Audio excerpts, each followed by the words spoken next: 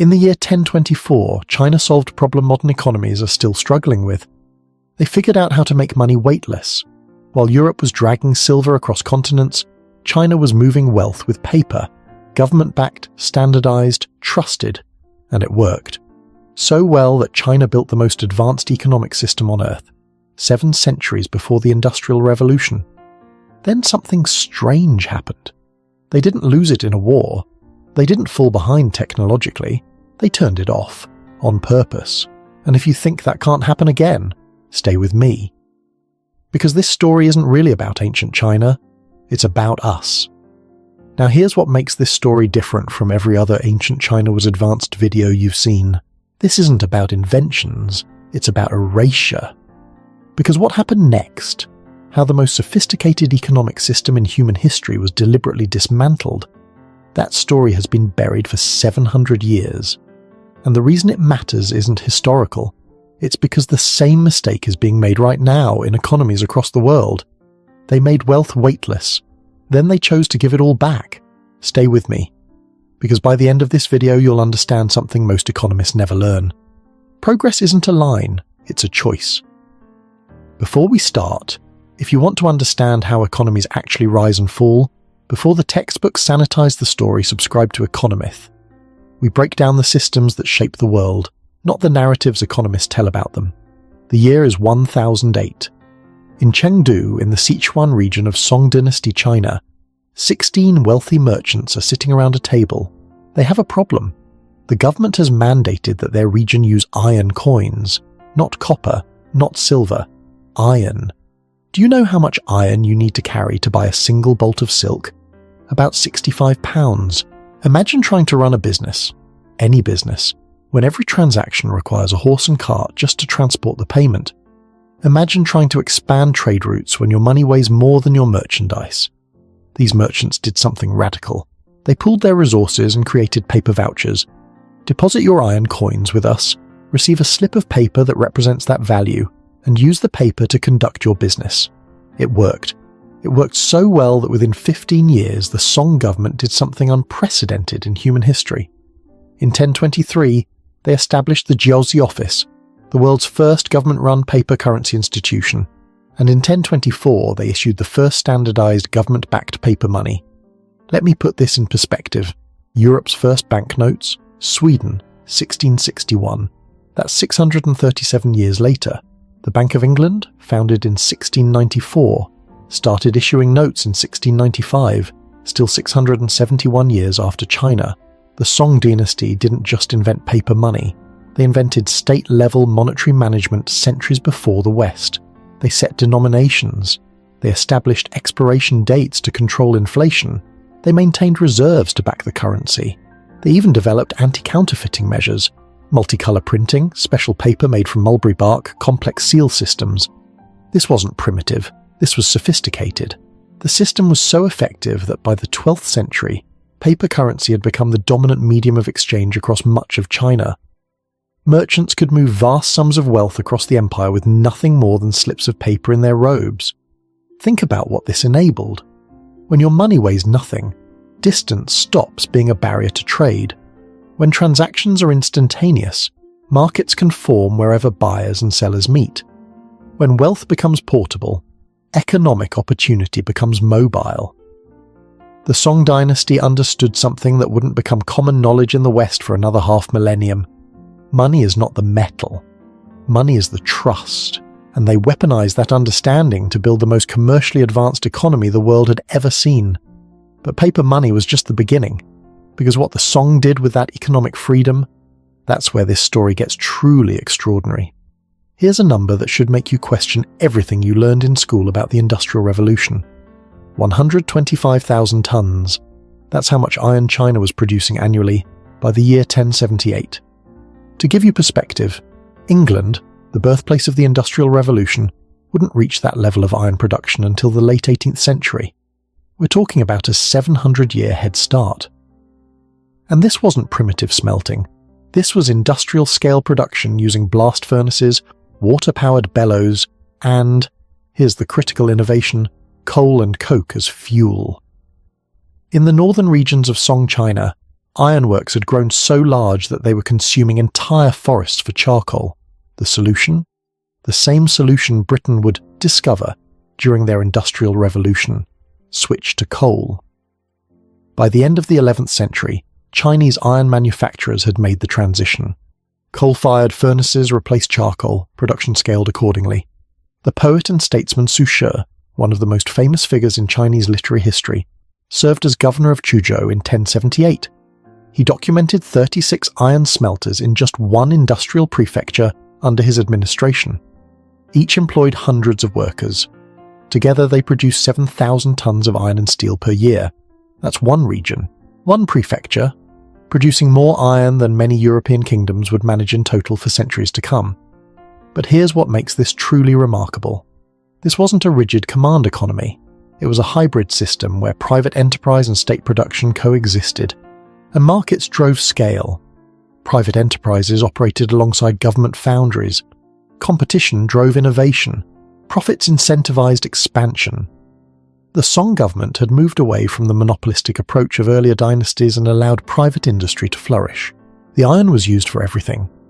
Agricultural tools that increased farming productivity, weapons that equipped the largest standing army in the world, chains for the suspension bridges that connected the empire's road network, nails, axes, plows, anchors, armor, the material foundation of an advanced civilization.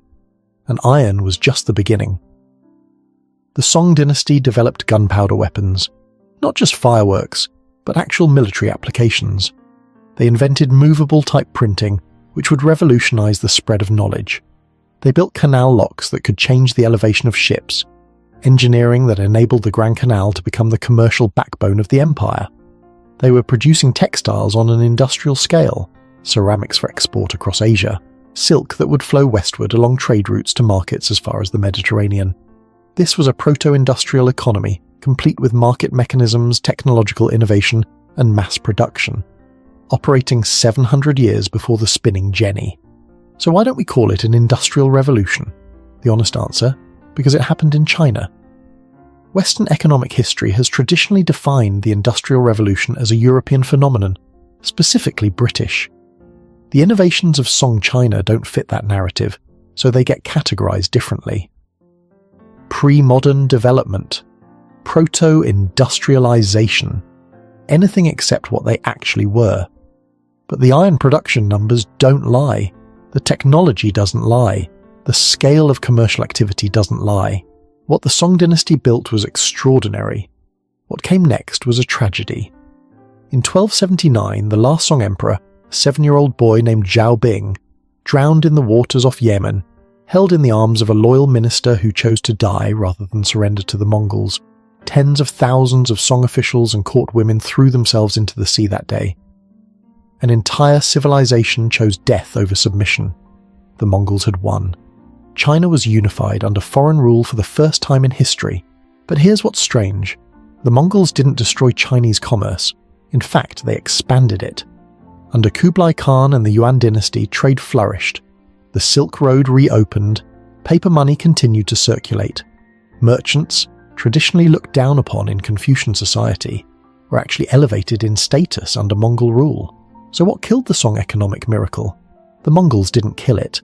The Ming did. When the Ming dynasty rose to power in 1368, they inherited an extraordinary economic infrastructure. They had paper money systems, they had industrial capacity, they had trade networks spanning Asia, and they dismantled it all. In 1371, just 3 years into the Ming dynasty, the Hongwu emperor issued the first hygiene edict, the Sea Ban. Private maritime trade was forbidden. Punishment for violation, death, your family, exiled, your neighbours, also punished. Ships were destroyed, docks were demolished, ports were sabotaged with rocks and wooden stakes to make them unusable. The maritime trade intendancies, the government offices that had regulated international commerce for centuries, were shuttered. Why? The official justification was Japanese piracy. Wokou raiders had been attacking coastal settlements, and the emperor decided that the solution was to eliminate Chinese maritime activity entirely. But the real reasons went deeper. The Hongwu emperor came from a peasant background. He was suspicious of merchants, contemptuous of commerce, and nostalgic for an agrarian ideal that may never have existed. In his view, agriculture was the foundation of a proper society. Trade was corruption. This wasn't just policy, it was ideology. Confucian traditionalism had always placed merchants at the bottom of the social hierarchy, below scholars, farmers, and artisans. Under the Song, that prejudice had softened as commercial wealth became impossible to ignore. The Ming brought it back with a vengeance. The sea ban lasted, with various modifications, for nearly 200 years. The economic consequences were catastrophic. Port cities that had thrived on international trade withered. Coastal populations that had relied on fishing and commerce were forcibly relocated inland. Shipbuilding technology, some of the most advanced in the world, stagnated and eventually regressed. The famous treasure voyages of Admiral Zheng He, which briefly opened Ming China to the world in the early 15th century, were ultimately discontinued. The great ships were allowed to rot. The records were reportedly destroyed. China turned inward. And the paper money system? That collapsed too. The Ming government, unlike the Song, failed to maintain proper reserves. They printed currency without backing it. Inflation spiraled out of control. By the early 15th century, Ming paper money had lost most of its value. The government eventually admitted defeat and returned to metal coinage. Everything the Song had built was gone within a century of their fall. Not conquered, not destroyed by foreign invasion. Deliberately, systematically dismantled by Chinese rulers who saw commercial development as a threat to social order. This is the part of the story that gets left out of economic textbooks, because it doesn't fit the narrative of inevitable progress. It doesn't support the assumption that technological and economic advancement once achieved cannot be reversed. The Song dynasty proved that an advanced market economy could exist in the medieval world. The Ming dynasty proved that political decisions could erase centuries of progress in a generation. Economic regression is not a natural disaster. It's a policy choice. Now, you might be wondering, how did any of this happen in the first place? How did Song China develop paper money, industrial iron production, and a sophisticated market economy, while Europe was still mired in feudalism? The answer lies in a grain of rice, specifically in a variety called champa rice, originally from the Champa Kingdom in what is now central Vietnam. In 1012, a severe drought struck the Yangtze and Huai river valleys. The agricultural heartland of China. Crops failed, famine threatened. Emperor Zhenzong learned of a variety of rice grown in Southeast Asia that was different from traditional Chinese strains. It matured in just 60 to 100 days, compared to 150 to 180 days for conventional rice.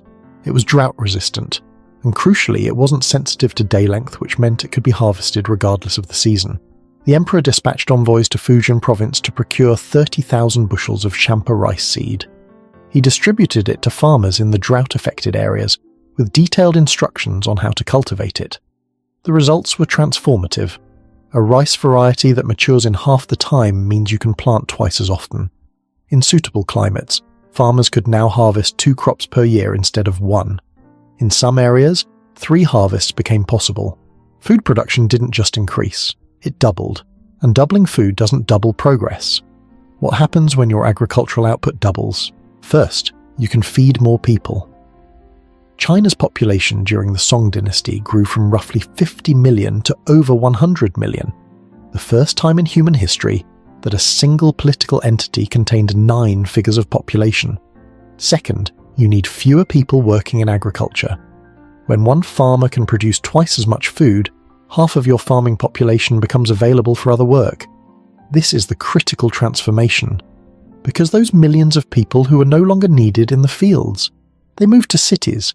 They became craftsmen, merchants, textile workers, iron workers, shipbuilders, scholars, artists. The Song dynasty's urban explosion, cities like Kaifeng and Hangzhou with populations exceeding 1 million, was only possible because champa rice freed the labour force from subsistence farming. The iron industry that produced 125,000 tonnes annually, it needed workers who weren't tied to family farms. The paper money system that revolutionised commerce, it needed a commercial class, merchants who had accumulated enough wealth to matter. The entire economic miracle of the Song dynasty rested on a foundation of agricultural surplus. And that surplus came from a grain of rice that matured in 60 days. This is the quiet innovation that made everything else possible. It's not glamorous. It's not a story of brilliant inventors or visionary emperors. It's a story about seeds and soil and the mundane reality that every civilization runs on calories. But here's what makes it important for understanding what came later. When the Ming dynasty dismantled the Song economic system, they didn't eliminate Champa rice. The agricultural surplus continued. The population continued to grow. What they eliminated was everything that surplus had enabled: the commercial freedom, the industrial development, the international trade, the social mobility that allowed a merchant's son to become wealthy in his own right. They kept the foundation, but demolished the building. And that's the tragedy. Because the foundation was still there. The potential was still there. The knowledge, the technology, the infrastructure, much of it could have been rebuilt. But the political will pointed in the other direction. The Ming chose stability over growth, tradition over innovation, agricultural simplicity over commercial complexity.